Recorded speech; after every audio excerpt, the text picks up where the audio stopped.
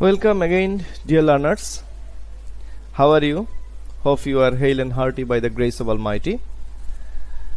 This is Shubhashish Das back again with another class for the students of degree third year and students of HSC second year. And our subject is compulsory English for the degree students and English second paper for HSC students. Our topic is right form of verbs today, and this is my third class on right form verbs, and today I will discuss another 5 important rules with example. In my first 2 class I discussed 15 important rules on right form verbs. Today I will discuss another 5 important rules. Let's start. Be ready with copy and pen and take necessary notes. Rule নং 16, সেন্টেন্সের শুরুতে যদি would that থাকে তাহলে সাবজেক্টের পরে could বসে এবং ভার্বের প্রেজেন্ট ফর্ম হয়। আমরা কখনো কখনো দেখব সেন্টেন্সের শুরুতে উড দ্যাট থাকবে, উড দ্যাট দিয়ে আকাঙ্ক্ষা প্রকাশ করা হয়ে থাকে। Would that I go to the moon, আমি যদি চাঁদে যেতে পারতাম, তাহলে চাঁদে যাওয়ার আকাঙ্ক্ষা এখানে প্রকাশ করছে আমার। তাহলে আমরা এখানে শুরুতে কি লিখব? ভার্বের পরে আমরা লিখব কুড প্লাস ভার্বের প্রেজেন্ট ফর্ম, তাহলে উত্তর হলো could go. Then would that I be a poet like Nazrul, would that I could be a, অর্থাৎ মেইন ভার্ব না থাকলে সেক্ষেত্রে আমরা বি লিখব, মডেল অক্সিলারির পরে বি বসবে। তাহলে উত্তর হবে কি? Would that I could be a poet like Nazrul, আমি যদি নজরুলের মতো কবি হতে পারতাম। Then would that I enter into the classroom, আমি যদি এই ক্লাসরুমে ঢুকতে পারতাম, তাহলে এখানে কি হবে? Would that I could enter into the classroom, আমি যদি এই ক্লাসরুমে প্রবেশ করতে পারতাম। Would that I buy a latest car, আমি যদি একটি সর্বশেষ আধুনিক কার যদি কিনতে পারতাম, তাহলে এখানেও উড দ্যাট এর পরে আই কুড বাই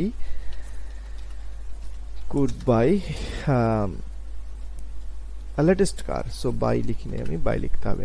তাহলে ডিয়ার লার্নার্স, তোমরা খেয়াল করো, আমরা বলছি কি উড দ্যাট, এই সেন্টেন্সগুলো উড দ্যাট দিয়ে শুরু হয়েছে। উড দ্যাট যদি থাকে এরপরে ভার্বের প্রেজেন্ট ফর্ম বসবে, কিন্তু তার পূর্বে আমাদেরকে অবশ্যই কুড লিখতে হবে, এবং এই উড দ্যাট দ্বারা ইচ্ছে পোষণ করা বোঝানো হয়ে থাকে। নেক্সট রুল নং 17, বিফোর মানে হলো আগে, এর আগে ভার্বের পাস্ট পারফেক্ট টেন্স বসে, হ্যাড প্লাস ভার্বের পাস্ট পার্টিসিপল। আবার আফটারের মানে হলো পরে, অর্থাৎ এর পরে পাস্ট পারফেক্ট টেন্স হয়ে থাকে, হ্যাড প্লাস ভার্বের পাস্ট পার্টিসিপল। আরো স্পষ্ট করে যদি বোঝাতে চাই তাহলে বলতে হবে অতীতকালে যদি দুটি কাজ সংগঠিত হয়ে থাকে, তাহলে যে কাজটি অপেক্ষাকৃত পূর্বে ঘটে থাকবে সেই কাজটি হবে পাস্ট পারফেক্ট টেন্স, এবং যে কাজটি অপেক্ষাকৃত পরে ঘটবে সেটা হবে পাস্ট ইনডিফিনিট টেন্স। অর্থাৎ বিফোর যদি থাকে সেন্টেন্সে, বিফোরের পূর্বে যে কাজটি অর্থাৎ আগের যে কাজটি সেটি হবে পাস্ট পারফেক্ট, অন্যটি পাস্ট ইনডিফিনিট, এবং আফটার থাকলে আফটারের পরের ভার্বটি পাস্ট পারফেক্ট এবং আফটারের আগের ভার্বটি পাস্ট ইনডিফিনিট। তবে যদি আফটার বিফোরের পরে সরাসরি ভার্ব থাকে সেই ক্ষেত্রে আইএনজি যুক্ত হবে। আমরা এক্সাম্পল দেখি। The patient die before the doctor came, doctor আসার পূর্বে রোগী মারা গেল। তাহলে দুটি কাজ, একটা হলো রোগী মারা যাওয়া, একটা হলো ডাক্তার আসা। সেন্টেন্স বলছে রোগী মারা যাওয়ার ডাক্তার আসার পূর্বে রোগী মারা গেছে, তাহলে এখানে ডাই ভার্বটি পাস্ট পারফেক্ট টেন্স হবে, অর্থাৎ উত্তর হবে হ্যাড ডাইড। নিশ্চয়ই তোমরা জানো যে পাস্ট পারফেক্ট টেন্সের অক্সিলারি ভার্ব হ্যাড এবং মেইন ভার্ব হলো ভার্বে পাস্ট পার্টিসিপল বসবে এরপরে, তাহলে এখানে বসলো had died. We reached the station after the train leave, তাহলে আমরা স্টেশনে পৌঁছলাম ট্রেনটি ছেড়ে যাওয়ার পরে। তাহলে আগে train, we reach the station after the train left, আমরা স্টেশনে পৌঁছলাম ট্রেনটি ছেড়ে যাওয়ার পরে, তার মানে আগে ট্রেন ছেড়ে গেছে, তারপরে আমরা স্টেশনে পৌঁছেছিলাম। এখানে আফটার আছে, আফটারের পরের ভার্বটি পাস্ট পারফেক্ট টেন্স হবে। আফটারের পরের ভার্ব আছে লিভ, সেই ক্ষেত্রে অ্যান্সার হবে হ্যাড, লিভের পাস্ট পার্টিসিপল হলো লেফট। এবার the class start after we had gone there. এখন আফটারের পরের ভার্বটিকে আমাদের কারেক্ট করতে দেয়া হয়নি, আফটারের পূর্বের ভার্বটিকে কারেক্ট করতে দেয়া হয়েছে। আমরা এখানে রুলসে পড়েছি যে আফটারের পরের ভার্বটি পাস্ট পারফেক্ট টেন্স হয়, তাহলে অন্য ভার্বটি কোন টেন্স হবে? আফটারের পরের ভার্বটি পাস্ট পারফেক্ট তো এখানে দেয়া আছে, তাহলে অন্য ভার্বটি হবে পাস্ট ইনডিফিনিট। তো সেই ক্ষেত্রে দ্য ক্লাস স্টার্টেড হবে STARTED। এবার the last one, D number. এখানে we got the food after pay the bill. আমরা খাবারটা পেয়েছিলাম টাকা দেওয়ার পরে, টাকা পরিশোধ করার, বিল পরিশোধ করার পরে।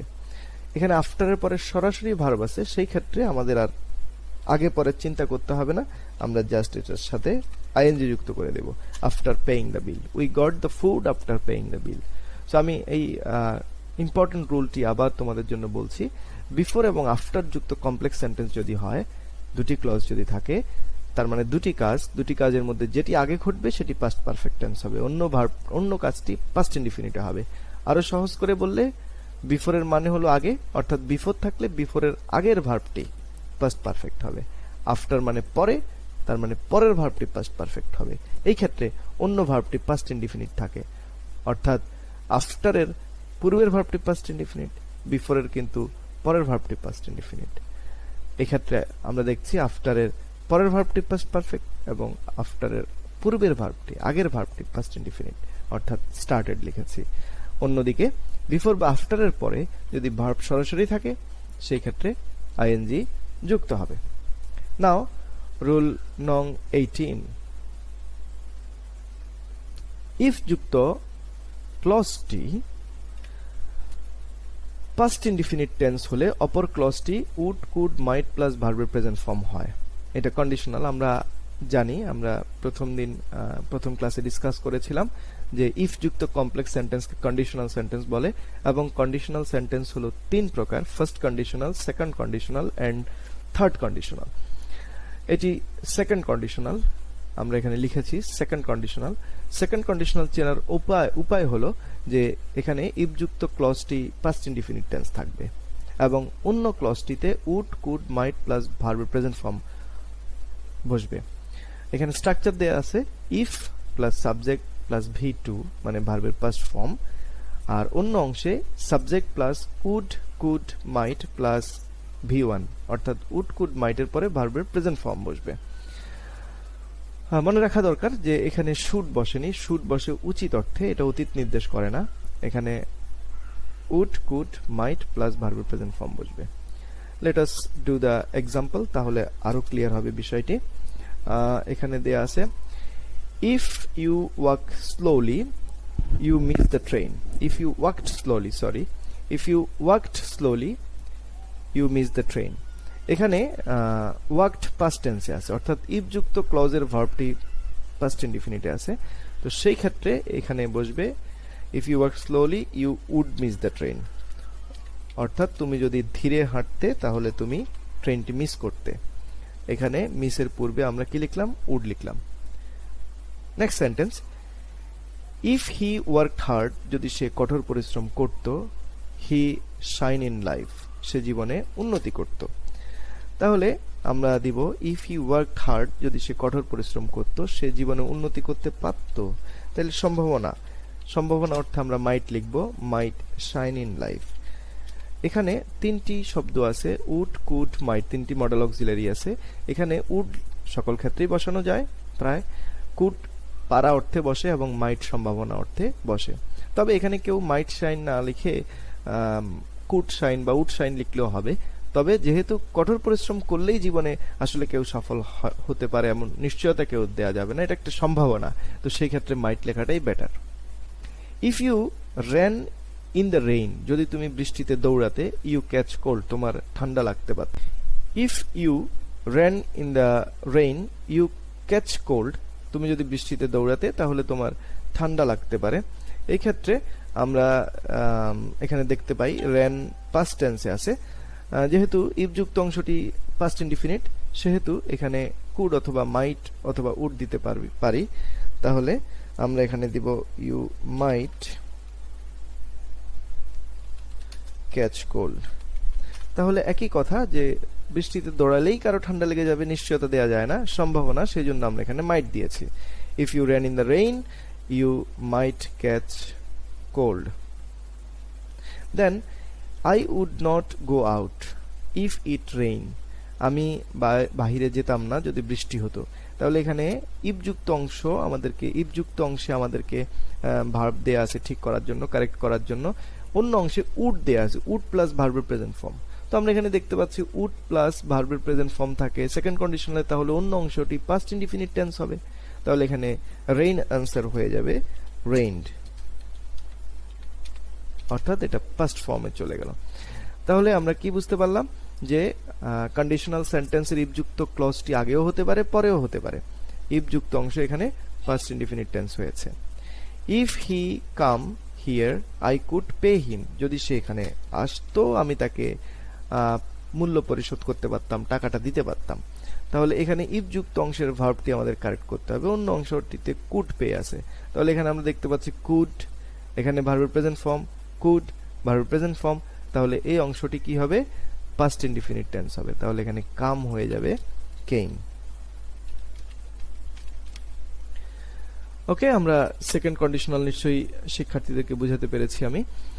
আমি আবার বলছি, এটা কি বলেছি, ইফ যুক্ত ক্লজটি পাস্ট ইনডিফিনিট টেন্স হবে এবং সেই ক্ষেত্রে অন্য ক্লজটিতে উড কুড মাইট থাকবে এবং এরপরে ভার্বের প্রেজেন্ট ফর্ম বসবে। আমরা এখানে সবগুলোতে পাস্ট ইনডিফিনিট টেন্স থাকার কারণে এখানে আমরা কি দিয়েছি, আমরা উড কুড মাইট, উড ব্যবহার করেছি, মাইট ব্যবহার করেছি, মাইট ব্যবহার করেছি। এখানে আমরা যেহেতু উড গো অর্থাৎ অংশ আছে, সেহেতু ইফ যুক্ত অংশটি পাস্ট ইনডিফিনিট নিয়েছি, এখানেও ইফ যুক্ত অংশটি পাস্ট ইনডিফিনিটে নিয়েছি, রেইনড লিখেছি, কেম লিখেছি। Okay, I think you have understood rule nong 18, second conditional. এবার আমরা যাব রুল নং 19 এ। রুল নং 19 লিস্ট যুক্ত সেন্টেন্সের নিয়ম। রুল নং 19 এ বলছে লিস্ট দ্বারা দুটি ক্লজ যুক্ত হলে পরবর্তী ক্লজের ভার্বের আগে শুড অথবা মাইট বসে। ওই ভার্বটির নেগেটিভ রূপ করা যায় না। খুব ছোট রুল, কিন্তু খুবই গুরুত্বপূর্ণ নিয়ম এটা। আবার বলছি লিস্ট দ্বারা পাছে ভয় এরকম আশঙ্কা প্রকাশ করতে, নইলে এরকম আশঙ্কা প্রকাশ করতে লিস্ট ব্যবহৃত হয়। লিস্টের পরের ভার্বের আগে শুড অথবা মাইট বসাতে হয়। ওকে, আমরা এখানে দেখছি run fast lest you should miss the train. কি লেখা আছে? শুড। রান ফার্স্ট লিস্ট, দ্রুত দৌড়াও, পাছে বা নইলে you should miss the train, নইলে তুমি ট্রেন মিস করবে। তাহলে work hard lest you fail, তাহলে কঠোর পরিশ্রম করো নতুবা তুমি ব্যর্থ হতে পারো। তাইলে আমরা এখানে লিখি শুড ফেইল, সরি। তাহলে আমরা লিখছি কি SHOULD, শুড ফেইল।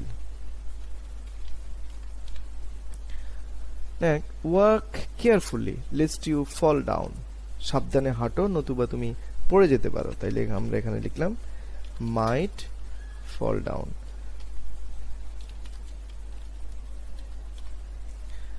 ওকে, এটা ছোট নিয়ম, সহজ নিয়ম, এক্সাম্পলও বেশি দিলাম না। তাহলে লিস্ট থাকলে আমরা শুড অথবা মাইট ব্যবহার করতে তোমাদেরকে পরামর্শ দেব। তো ডাউনটা বাইরে আছে, না লিখলেও চলবে, শুড মাইট ফল লিখলে হবে। Okay, now the last rule for the day, and this is rule নং 20। হোয়াইল এর ঠিক পরেই যদি ব্র্যাকেট এর মধ্যে ভার্ব থাকে তার সঙ্গে আইএনজি যুক্ত করতে হয়। হোয়াইলের পরে যদি ভার্ব থাকে আমরা আইএনজি যুক্ত করব। হোয়াইলের পরে সাবজেক্ট থাকলে হোয়াইলের অংশটি কন্টিনিউয়াস টেন্স হবে। কিন্তু হোয়াইল যদি একটা কমপ্লেক্স সেন্টেন্সের কনজাংশন হয় এবং তারপরে যদি সাবজেক্টও থাকে, তাহলে হোয়াইলের অংশটি কন্টিনিউয়াস টেন্স হবে। কি কন্টিনিউয়াস টেন্স হবে সেটা আবার অন্য অংশটুকু দেখে বুঝতে হবে। যদি ওই অংশে প্রেজেন্ট টেন্স থাকে, প্রেজেন্ট ইনডিফিনিট, তাহলে এটা হবে হোয়াইল যুক্ত অংশ হবে প্রেজেন্ট কন্টিনিউয়াস। আর যদি বাকি অংশ, অন্য অংশটুকু যদি ইন্ডিপেন্ডেন্ট ক্লজটি যদি পাস্ট ইনডিফিনিট হয়, তাহলে হোয়াইল যুক্ত অংশটি হবে পাস্ট কন্টিনিউয়াস। একইভাবে যদি ফিউচার ইনডিফিনিট হয় একটি অংশ, তাহলে হোয়াইল যুক্ত অংশটি হবে ফিউচার কন্টিনিউয়াস টেন্স। আমরা এক্সাম্পল দেখলে বিষয়টি আরো ক্লিয়ার হব। Let's see first example, while walk in the garden a snake beat him. যখন সে বাগানে হাঁটছিল তাকে একটি সাপে কেটেছিল। যেহেতু while এর পরে কোনো সাবজেক্ট নেই, সরাসরি ভার্ব দেয়া আছে, সেই ক্ষেত্রে এখানে আইএনজি যুক্ত হবে। তাহলে কি হবে? Walking, WALKING। ক্লিয়ার? তাহলে কি বললাম যে while এর পরে সরাসরি ভার্ব থাকলে তার সাথে আইএনজি যুক্ত হবে। while he walked in the garden a snake beat him। তাহলে এখানে আবার কিন্তু বলছি while এর পরে একটা কিন্তু সাবজেক্ট আছে, সেই ক্ষেত্রে এখানে এই ভার্বটি past indefinite tense. Past indefinite tense হলে এখানে পাস্ট কন্টিনিউয়াস টেন্স হবে। তাহলে পাস্ট কন্টিনিউয়াস হি এর সাথে অক্সিলারি ভার্ব ওয়াজ এবং ভার্বের সাথে আইএনজি বসলো। তাইলে while he was walking in the garden a snake beat him. while it rained I was going to college. যখন বৃষ্টি হচ্ছিল আমি কলেজ যাচ্ছিলাম। তাহলে এটা পাস্ট কন্টিনিউয়াস টেন্স, খুব স্বাভাবিকভাবে এটাও পাস্ট কন্টিনিউয়াস টেন্স হবে। তাহলে পাস্ট কন্টিনিউয়াস টেন্স কি হবে? while it was raining।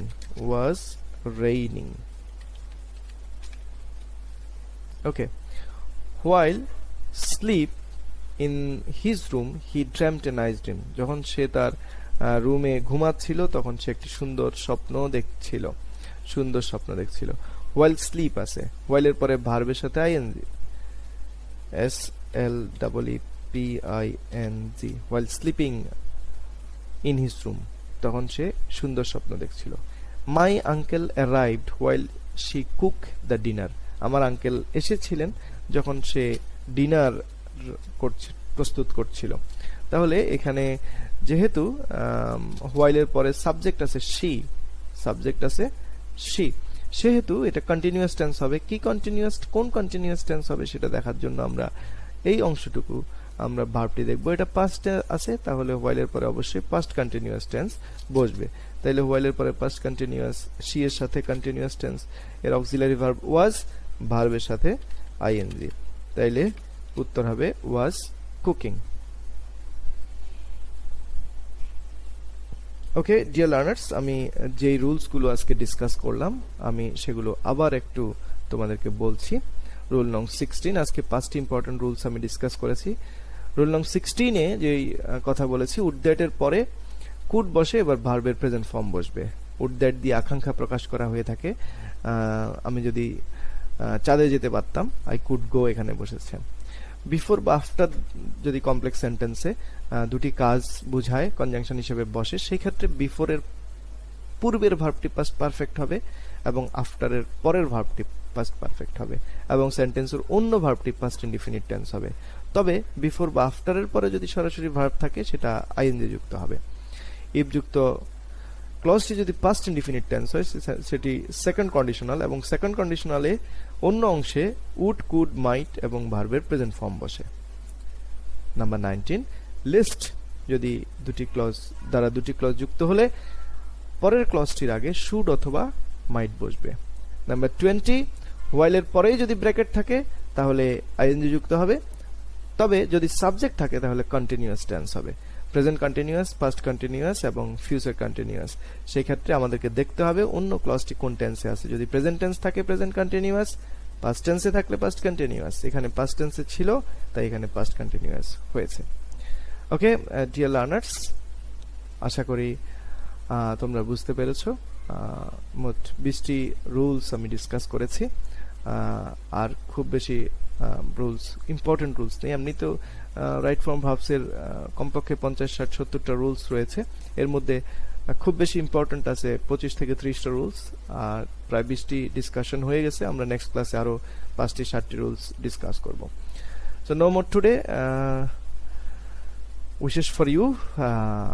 Thank you for watching the class. I think you have taken necessary notes and I advise you to practice a lot. No more today. Thank you, goodbye and stay safe.